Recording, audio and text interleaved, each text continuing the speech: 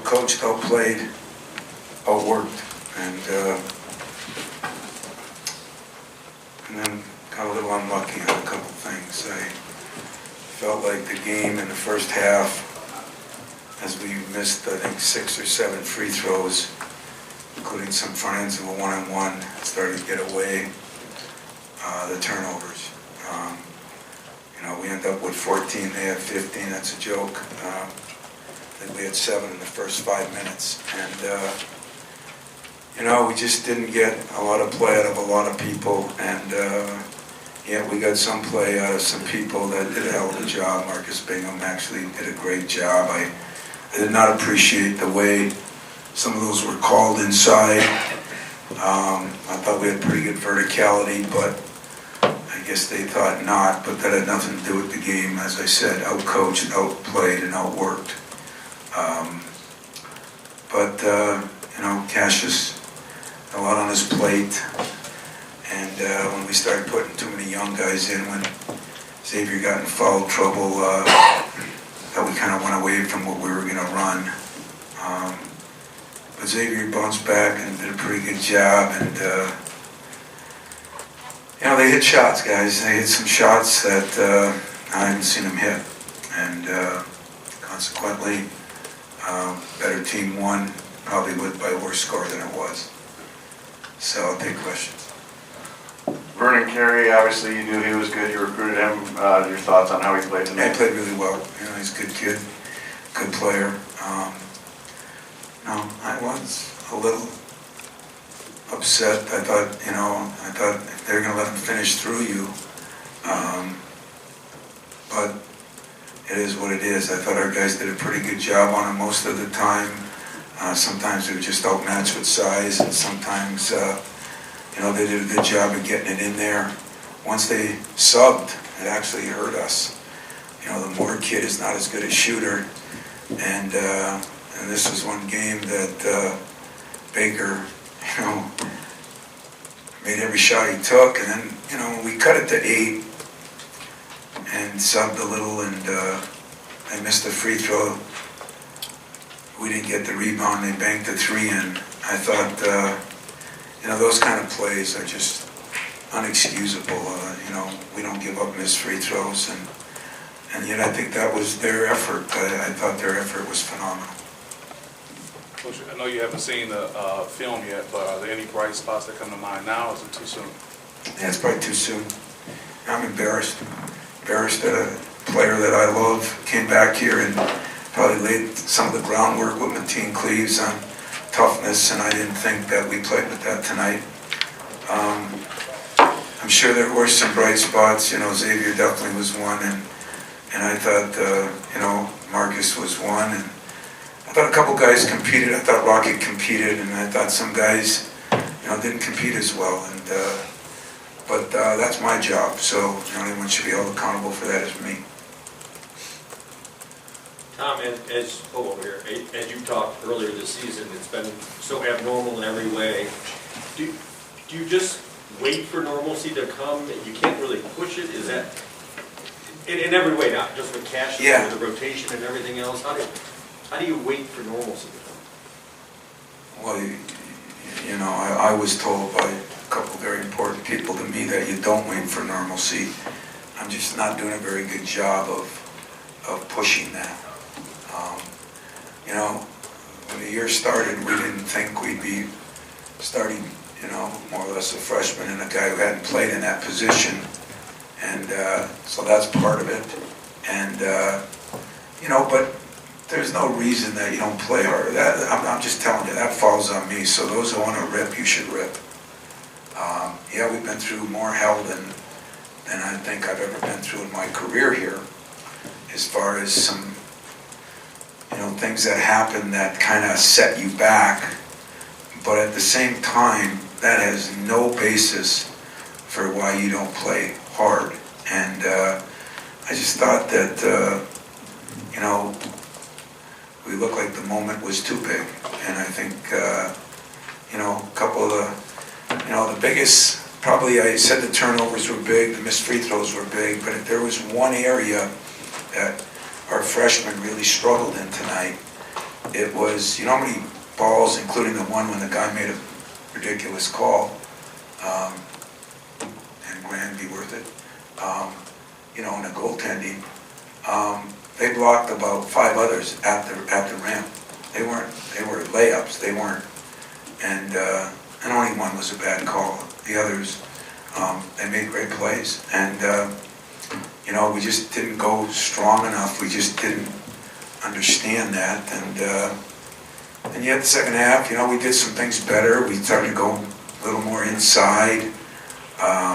We just couldn't keep it going that stretch. We cut it to 8, and then you know, they banked that one in. That's kind of the way the night goes. So yeah, it's been different. It's been a different month, and the month should be a reason why we struggle in some areas, but not playing hard. So that falls on me. Tom, what did you think was happening with Aaron? I saw Gabe obviously started the second half. He just seemed a little passive. Aaron, I mean, it wasn't really in rhythm, I guess, tonight. What do you think was going on with him? I don't know. You know, Aaron, I don't know. I really don't. Next question. Fire coach. What ultimately led to the decision to put Marcus into the starting lineup, and is that something that can kind of be expected, or is it just kind of depend on who's playing? Well, you know, we're experimenting there, which we knew we would be. I was actually very pleased in a lot of ways with Malik Hall. You know, I mean, he played. I think he had 8 boards, didn't he? And you know, he was 3 for 8 from the field and 3 for 5 from the line. He's a good free throw shooter, but 9 points, 3 assists, 8 boards. Pretty good production for a freshman.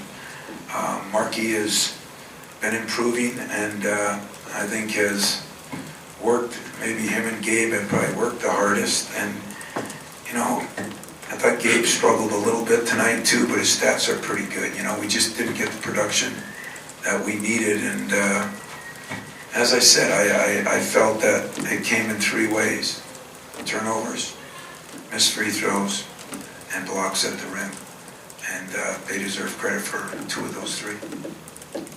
Tom, with Cash and Rocket when they're struggling like that, you know, you put Foster in early to try and get Cash some message, but where I just put him in early because we were going to run a certain thing, and I wanted to explain it to Cassius, so I just told him for 20 seconds. And you know, that was another incredible call. Foster's laying on the floor, and a guy comes down on him. I was trying to figure that one out too, but hard to complain about officiating when you coached as bad as I must have coached. So that was nothing. I mean, that was just, yeah, we're trying to get Cassius going, but there were certain things that we had talked about, and they did a good job. They did a good job jumping him and taking him out of things. And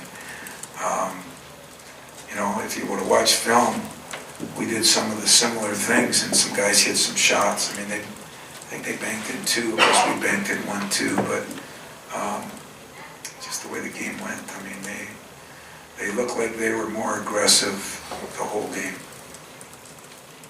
Coach, obviously you guys decided to play Vernon Carey one-on-one. Was that something you came into the game looking to do, and did you guys look to adjust that at all as the game went on? Yeah, we started digging a little bit more. We actually, it's the funny part, we didn't plan one-on-one. It looked like it, and I agree with you, but we were supposed to be digging, and that's where some of our wings just kind of struggled tonight. We did a better job of it the second half, and like I said, he's a load in there, especially if he's going to jump right through you. And he made some plays, but he made a lot of free throws too. I think he got there 12 or 14 times.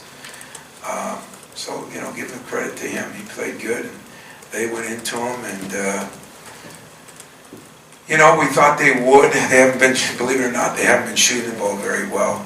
Tonight they made everything, and that's what good teams do. They find a way to play above the way they've been playing if they're going to win big games on the road, and they did that. Tom, for years, coaches that have gone through from the ACC Big Ten to Maui, have tried to figure out how to handle those days on the return when you have a big game right after that. I know you've done this before, but you're not the first to have a poor outing right after Maui. How did you want to handle that fatigue factor coming east? Yeah, we talked about it. I think every coach has talked about that some. Talked to a lot of guys about it, and you're right. It's not been great for a lot of people, but that's not every person. But again, it's just there's something you can see in the eyes of a person, and I saw it in their eyes. I didn't see it in our eyes, and I don't think I'm going to use Maui. I don't think I'm. I can only tell you it's been a hell of a month for a lot of reasons. Playing good people, playing on the road a lot. I mean, this was our third home game. There's teams that never left their state. We didn't do that, and maybe I am the dumb one. But is that a reason to miss free throws? Is that a reason to turn the ball over? Maybe if your legs are gone, you miss a shot. Maybe you don't rebound as well. I mean, even the rebounding, I don't know. I don't know how some of these numbers ended up like they are. I think maybe his home court stat crew. They had one more turnover than us, didn't seem like it. They had 2 more rebounds than us, didn't seem like it.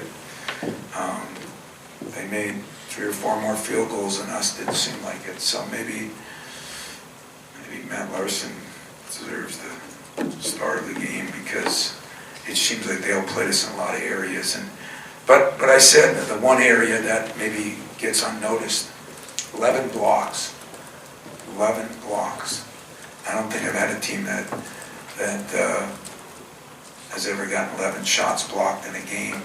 And I'll bet you of those 11, 10 of them were at the rim. They were at the rim. I mean, it wasn't like they were shots out on the perimeter or shots that are hook shots. They were at the rim. And you got to give them a lot of credit for that. And I think you'll see that those shots led to some of the runouts. Well, I think of our 14 turnovers, I think 10 of them were steals, which means those are live ball turnovers.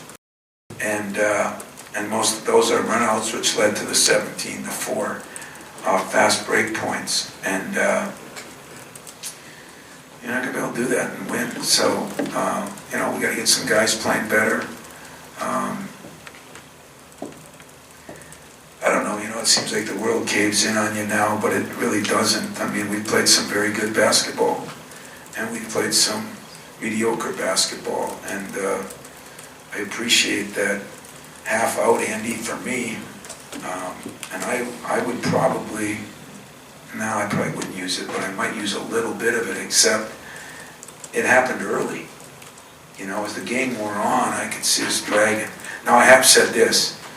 It's probably in my career been the hardest to practice the last 3.5 weeks of ever I've been a coach here for a variety of reasons. Some of it is the travel.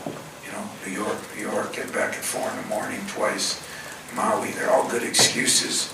But we just didn't do the things we needed to do. So I'm going to have to get back. We get tomorrow off, and then we get 3-4 days to practice. And we just got to start practicing better, and we'll play better. And I'm saying all this, and I don't know what Mike said in here, but he said to me, they played probably as good as they can play. They made shots. They've been shooting 33% from the 3. They've been shooting 40-some% from the field.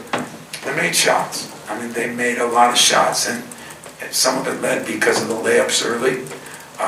Vernon Kerr, has been a poor free throw shooter. I think he had made 10 in a row or something, and he missed a couple. Made shots, and that's the great part of this game. The 2 final ones, Chris and Steven. Coach, the Duke Mystique, you guys beat them obviously last year in 05. What is it early on in these non-conference games where it's... Well, let's get something straight. There is no mystique. They've beaten our ass. We found a way to win a game or 2 here or there. There's no mystique. It's happened. It's fact, as I said. And And that's got to lead to, different players, same coach. So coach got to take responsibility for that. And, but it's not like first of all, we played them a lot down there. We played a lot neutral. We played here twice. In fact, the worst 2 losses we've had have been here. But, there is no mystique about it. They've handed it to us, and on a regular basis. And a lot of times they've got really good teams. I think I looked it up. I think they were 1, 2 in the country more often than not. So, we play them. And I'm going to just keep doing what I've always done, just keep chopping at it. Maybe I'll get that tree to knock down sooner or later. I don't look at last year as any big deal. It was a win. It wasn't, they'd beaten us a hell of a lot more we'd beaten them.